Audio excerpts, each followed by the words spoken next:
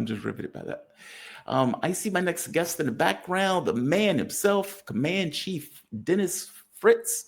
How you doing, Dennis? You doing okay this morning? I'm doing well. How about yourself, Jamal? I am doing well. Better that you are with me. And just for the audience, Dennis Frtiz, he's retired Command Chief Master Sergeant of the United States Air Force. Currently, or previously, he was director of the Eisenhower Media Network with the mission to promote peace and diplomacy over war. While on active duty, he served as principal senior advisor to four-star commanders of the Pacific Air Forces and Air Force Space Command. He also held additional duty as senior enlisted advisor to the commander of North American Aerospace Defense Command, NORAD. He is author of the book Deadly Betrayal: The Truth About Why the United States Invaded Iraq. And everyone that has read that book has told me damn good things about that book. So definitely go check it out. I'll pull up an image of it so people can see it for themselves. Chief, we are in a weird space. Donald Trump puts out a tweet saying that he is implementing a full naval blockade of Venezuela. Now, this is pretty mind-blowing because his justification for this is initially it was fentanyl, then it became cocaine, and now it's because they've stolen oil and land from the United States, and the United States effectively wants it back. Just overall, before we step into the story, give me your take of all of this. And by the way, doesn't address last night that everybody tunes into believing that Donald Trump is going to address this and never mention Venezuela once. Right. Well, I think as of anything, when you don't know, when this address came out of nowhere, I think a day before it was announced that he was going to do this. That's what many folks thought that, usually when you're going to give an address like that to the nation, it's something urgent.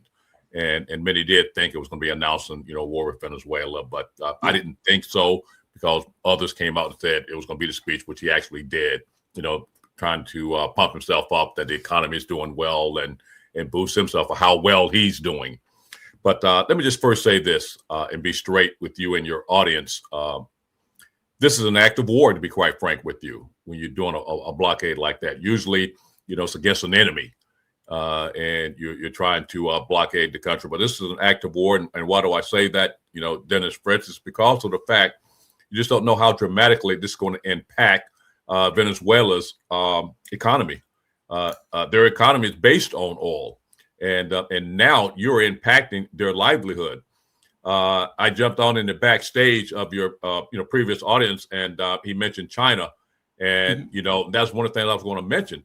This impacts China, it impacts Cuba, and it can impact Russia. Now, one of the things I caught that your previous guest said that I will probably differ with a little when you say China is a paper tiger.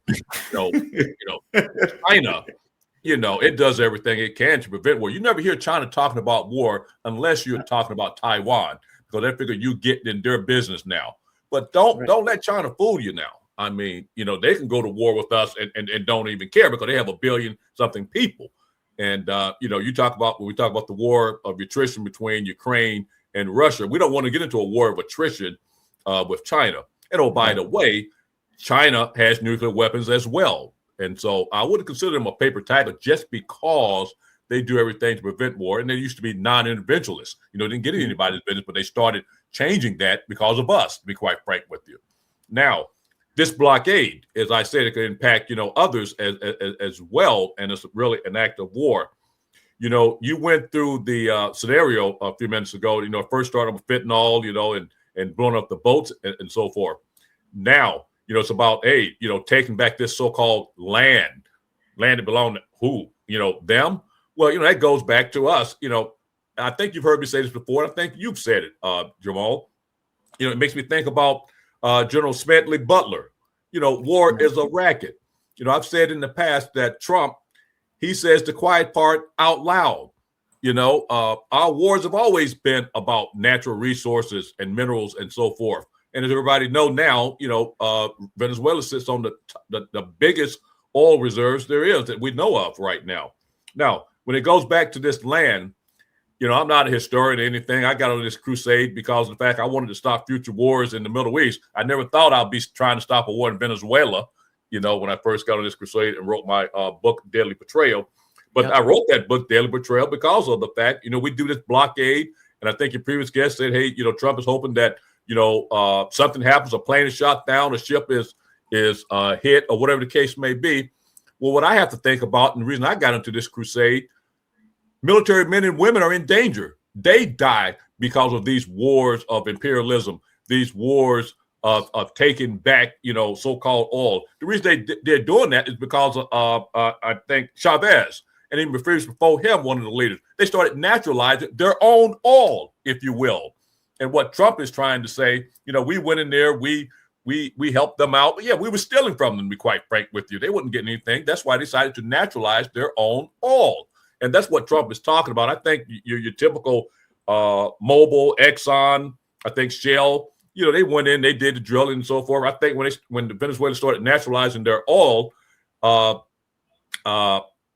I think those companies lost some $4 billion or something like that. I think they were able to capture $1 billion. So that's what Trump is talking about. But the key thing is, when you gave that scenario, that rundown of how this thing first started with fentanyl, even mentioned cocaine, which is not coming in here from Venezuela. It's all about the oil. It's all about, I will tell your audience, how the military is used and abused in these imperialistic wars. To go back and check out Smedley Butler, I think it was in 1935 that he wrote War is a Racket, using our military men and women who die in these wars that are not about the defense of our country. What's wild about this is there is a parallel, as you point out. I think for the longest time, your thing was in the same way that I'm pointing out how we got into a war with Iraq. I want to prevent the war with Iran. And now you have this thin fig leaf of, this fentanyl and cocaine, and they're sending their convicts, and they're mentally ill, and they stole our oil, they stole our land. So we're now have a casus belli for war with Venezuela, which is every bit as much as thin as weapons of mass destruction of Iraq or weapons of mass destruction in Iran. And now it's fentanyl is a weapons of mass destruction. Like, it's Jamal, you are spot on, and that's what makes my book so relative now, because they've stolen the playbook from the old neocons wars against Iraq, Iran, and Syria. And you're exactly right. When there's no threat to our country, they have to come up with an excuse to get the American people somewhat on board. When you talk about Iraq, WMD. When you talk about Syria, it was chemical weapons. When you talk about Iran, it's nuclear weapons. It's always the fear. Now you're talking about we've made drugs is a threat to our national security because it's killing millions of people. No, that is law enforcement. Oh, by the way, how we did doing back in the George Bush administration, when we made terrorism about war, that used to be law enforcement. But in order to go to war, they made it like it's a threat to us, and terrorism is an act of war. No, terrorism was law enforcement. That's how we used it in the past. In George W. Bush, they changed that so they could give them justification to go to war. But you are so right in the parallels of how they line up together. You have to come up with this rationale when you don't have no true threat to us. Are drugs a problem? We want to get rid of them? Yeah, but you have to have users. You have to have customers. And we got quite a few customers. Why not start at home, helping the people to get off these things? But yet they're lying. If you really want to get rid of the drugs from other countries, well, how about Colombia? You talk about how about Mexico or whatever the case may be, to coming across the border there. No, it's not about drugs. Jamal, I'll say it again. Your audience probably get tired of me saying it. I can give you opinions, assumptions, and facts. This war is not about drugs. That is a fact. Yeah. It is about oil reserves. It is about minerals. And oh, by the way, all you have to do is listen to Trump. The one thing about Trump, there are people that back him, but what they don't like about him is that he says the quiet part out loud. It's not about drugs. It's about getting money. It's about getting oil. And our military men and women are used as pawns in these wars. And if you look like I'm upset about that, once again, that's why I got into this crusade. I spent 28 years of my life in the military leading enlisted men and women who are dear to my heart then and now, and they are used in these imperialistic wars by our government. And the U.S. Congress does nothing, like in the Iraq war, to stop this. And their blood is on their hands as well. We blame it on Trump. We blame it on George W. Bush. but it's our Congress as well, because they allow it to happen. They forego their role in checks and balances of an administration. Speaking of Congress, Congress actually rejected putting a limit on Donald Trump's regime change efforts and operations. Once again. That was bipartisan, I would say, it was primarily, the Republicans doing that. I must say, during the Iraq war, George W. Bush, and we can get that's in the book. We can talk about that, how he convinced, people on the Democratic side of the House to support the Iraq war. But this was, I'm sorry, I said it was bipartisan. It was partisan, I'm sorry. In this case, it was primarily Republicans voting for this. And once again, it leads to what I just said. They're foregoing their right is checked and balances, their role in government, their role in so-called declaring war, allowing this guy to go to war on the backs of our men and women. And oh, by the way, I hate to jump the gun on you. Then we're going to talk about, we're going to give them, I don't know how much the money is, a $1,500 paid bonus or something like that. That's just playing games. Anyway, I won't get into that, but go ahead. I won't jump. Well, we can get into it in a moment. There are two things I want to show with this. This is Donald Trump when asked about Venezuela. And again, you would think that the press would take your outrage is what I would consider to be normal. Your outrage is what people should have in something like this. You are A, coming up with a fig leaf. B, you're putting our military personnel at risk. C, you are threatening to overthrow a sovereign government that is no threat to the United States. D, you've been murdering people en masse, in boats. Murdering. And that's the key word. Yes, murdering. Yeah, it's just murder. I mean, you've murdered like 90 people. The last one that the people are taking issue with wasn't even headed to the United States. And they double tapped that book, killing those people in cold blood. So and now won't release the footage. Let me just tell you this: how our government plays with games. When I saw Hegseth talk about, we can't release top secrets, that's a bunch of bull. They hide behind sources and methods. That's lie. Listen, I was a top secret control officer for many years in the Pentagon. I know how that worked. And they're lying when they say sources and methods and all that. It's just a flat out lie. If you had nothing to hide, you would release that footage. It is murder. And it's causing our military men and women to one day may be charged for murder. And that's a fact there, because that broke international law. This is Trump when asked about Venezuela. And I want you to listen to what he says here. This is outrageous. Just a blockade. Not going to let anybody going through that shouldn't be going through. You remember they took all of our energy rights. They took all of our oil from not that long ago. And we want it back, but they took it. They illegally took it. It's Venezuelan oil on Venezuelan territory. How are they taking our oil and taking their land? This is outrageous. See, that's what it goes back. I mentioned that earlier. They decided to nationalize, their own oil, control 20 their years own ago, by the way. It's theirs, huh? 20 years ago. Yeah. Well, this goes all the way back to the 1970s too. When they first started, the nationalization process too. So it goes back a long way. And now he's talking about, hey, we won't back that. They took it. Like I said, the Exxons and the Mobils and all that, they did lose some money when they decided, Venezuela decided to nationalize their own oil. But that's their right. It is theirs. Right. Yeah. It's their It's almost like, guess what? The same thing. We're always doing that. Go back to Iran. Iran was a democratic elected government. And because of the fact they were going to nationalize their oil, the UK and us overturned their government. Yep. Yeah, the most of that government. Exactly. You have Iranian women wearing short mini skirts, those pictures. Yeah. For some reason, that's the thing that I remember. We caused that. We caused the Ayatollah to come in and take over because of us, Yep. Oh, that's so true. So true. Maduro has been defiant on this, and he has vowed to effectively use everything in his power to defend the sovereignty, including including sending out boats in order to defend, boats that are in those waters to go through the blockade itself. How long can they maintain this blockade? From my understanding, this is going to be very expensive. I mean, he has put, as Donald Trump said, the largest armada in the history of South America. That's so clownish. But you can imagine the scale in order to have a blockade over a country the size of Venezuela. How much is this going to cost in military terms? I can't give you the numbers, but I can tell you there's no doubt billions and billions and billions of dollars to keep all that, just the carriers themselves, and then what people forget, just the other things, the men and women that are out there, you have to continue to feed them. You have to, speaking, of fuel and so forth, the aircraft, the fuel that's been expended, with the aircraft that are out there. This is going to cost us quite a bit.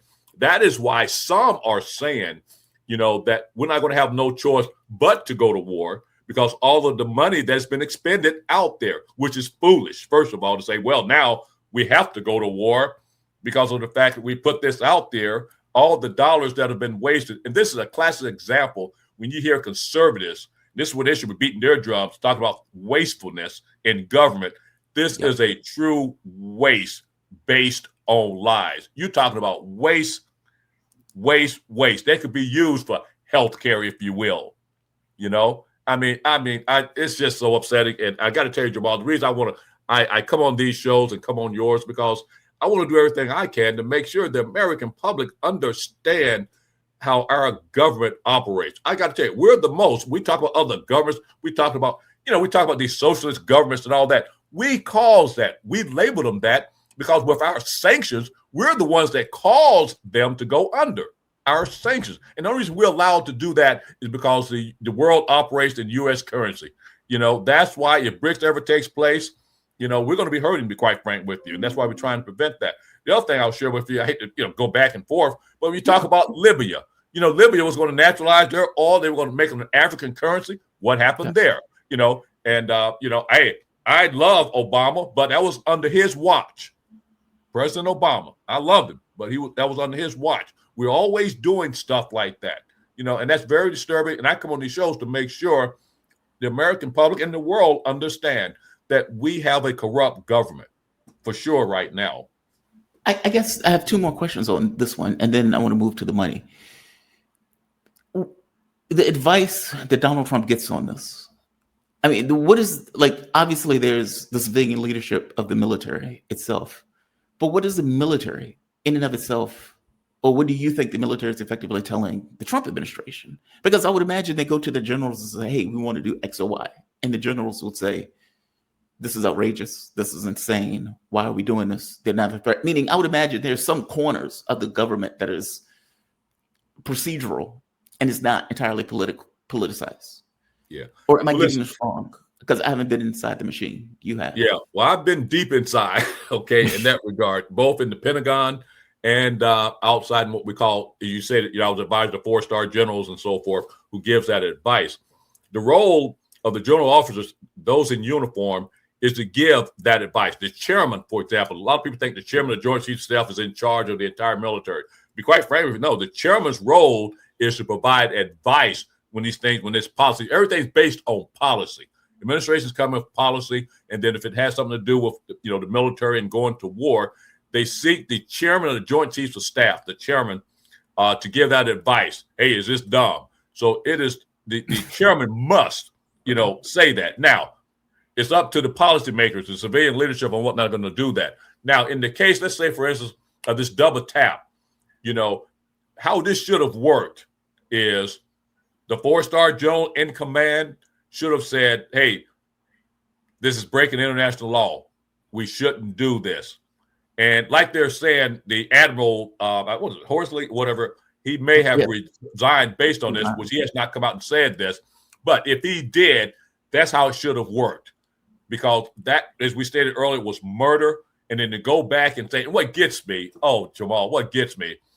Oh, they could continue their mission. They're making this into a military, conflict. This is not a military conflict, but it's a made-up military conflict by us.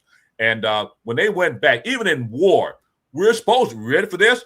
We're supposed to rescue survivors, you know? And that's why you have prisoners. We're supposed to rescue survivors. We went in and killed them. So how it's supposed to work, when that came out, if indeed, it's some saying that Hegseth didn't say kill them all, but if indeed he said that, how it's supposed to work, the general that's in charge would say, no, that is against the law, and I refuse to do that. And he or she is supposed to step down at that moment. But now, going back to your question, my hope is that these general officers, General Kane and the combatant commanders, are advising them, hey, no, we should not be doing this.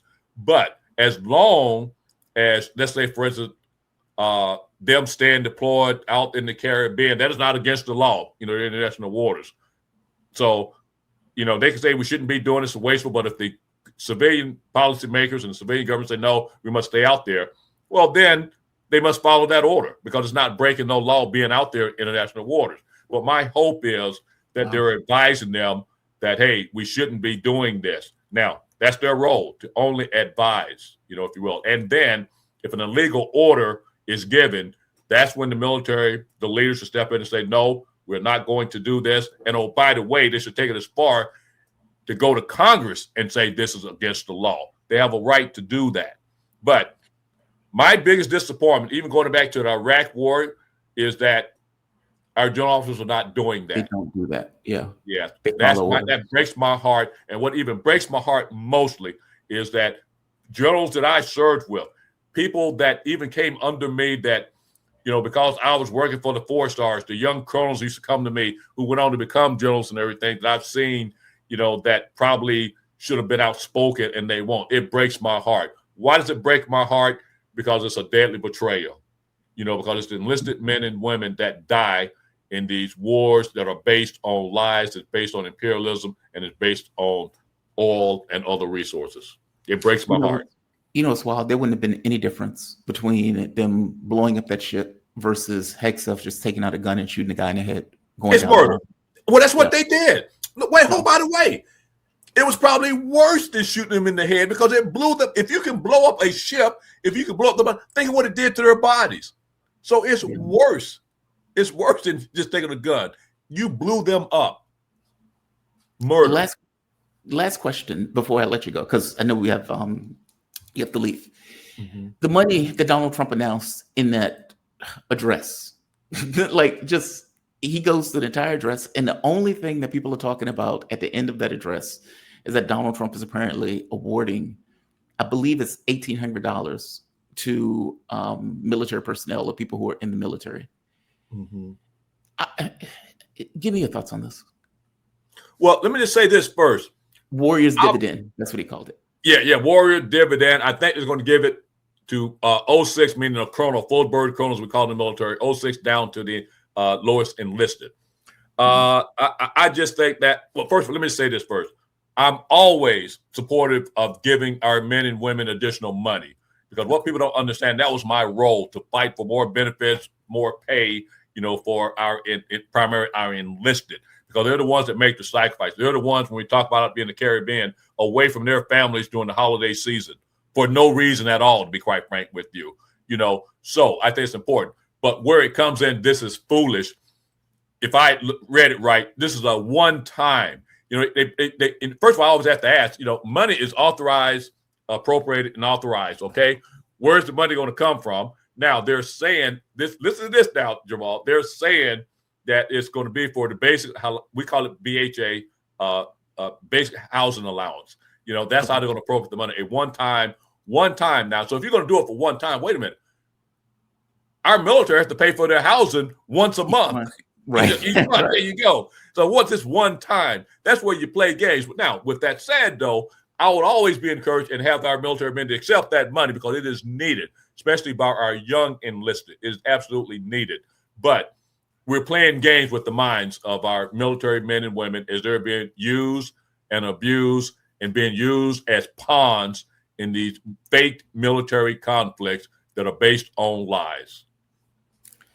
Chief, you always have my appreciation, and I really thank you for joining me. And I apologize for getting to you late. I think I said the thing for 8:15, but I deeply appreciate you joining me. Don't worry about it. I'm sorry I have to leave a little early this time because there's a lot going on in this world. But unfortunately, Jamal, I think I'll be back with you again because there's going to be a lot more happening in the future. You are perfectly fine. You be safe, and thank you for this. And I'll give you a bio on your way out. Have a good one. Okay. All right. Bye-bye.